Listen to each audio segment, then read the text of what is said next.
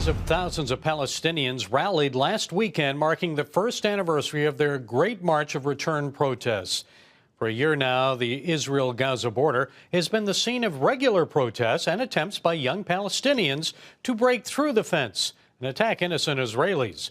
The Gaza protest came after several days of Hamas rocket fire, which destroyed homes and injured Israelis in the Tel Aviv area. A temporary truce is now in effect between Hamas and the Israeli Defense Forces. So what now? Well, joining us is Foundation for Defense of Democracy's analyst, David May. David, thanks for joining us. And we see that this ceasefire truce negotiated by Egypt is now in effect. So how long do you expect it to last? Thank you for having me. Right now, we've seen Hamas came out with a pretty big victory. They were able to press some of their demands, increase humanitarian access, and increase of Palestinians that can cross the border. So for them, it's been a big gain. But one big thing that we did see was their ability to manage these protests. For the past year, Israel has been complaining that Hamas is sending these civilians to try to rush the border. And we've seen over the past several weeks that they've been able to minimize, reduce, or cancel them. And so this has been very instructive as to Hamas's role in the larger protests. It almost seems like it's the new intifada with these protests at the border. So they're getting their way in a way, aren't they?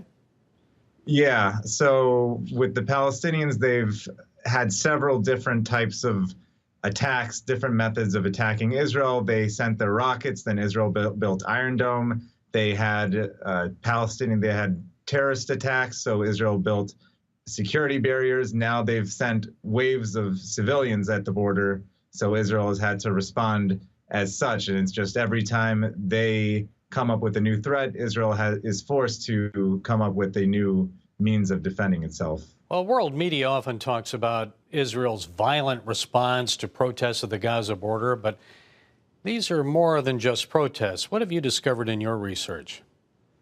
Exactly. So there's been many different instances of using incendiary kites, different types of petrol bombs, and other means of trying to attack Israeli civilians and soldiers along the border. There was even one Israeli soldier who was killed by sniper fire.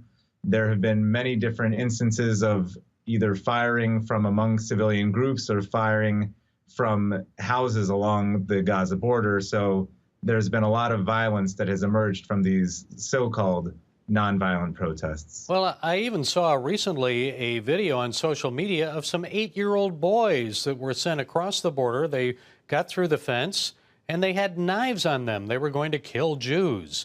And then some IDF soldiers were apparently helping the boys gave them some water or something, helped them get back into Gaza. Is that common to use children? Otherwise, yes. There's been many different cases of either sending minors or other categories of civilians who should not be used at the border. And this is definitely not the first time that young Palestinians have been sent to attack Israelis with knives or other types of materials to attack civilians. And it's just not the Israelis who are critical of Hamas and its behavior. Residents of Gaza recently held protests of their own against price increases and corruption by the Hamas government. Many were beaten for protesting. Tell us about that. So it's very rare in the Gaza Strip to see protests against Hamas. Hamas keeps the territory under a fairly tight grip. So it's pretty novel, pretty unique to see these protests against their rule. Some point to an indication that they're getting weaker, but I don't think that's the case. I think they're just as strong as they've been, especially when you see how they were able to manage the protests over the past week and minimize Palestinians from reaching the border. However, the Palestinians of Gaza are living under tough conditions, and Hamas is one of the main reasons for that. What was behind the recent Hamas rocket launches against innocent Israelis in the Tel Aviv area? I know some people say it's just time to influence the election. What do you think? When we're talking about within Gaza, there's several different militant groups, and not all of them see eye to eye. And even within Hamas, there's separate groups that don't always adhere to the strategy or to the directives of their main leadership. So Israel was willing, for the sake of keeping the peace, to accept the excuse that it was some type of weather malfunction that caused these rockets to be launched at Israeli civilians. But it's unclear what the exact cause was. Maybe it was a breakaway group. Maybe it was someone trying to destabilize the region before the Israeli elections. And they just can't keep going on with these rockets coming into neighborhoods in Tel Aviv. Do you think we'll see a ground war?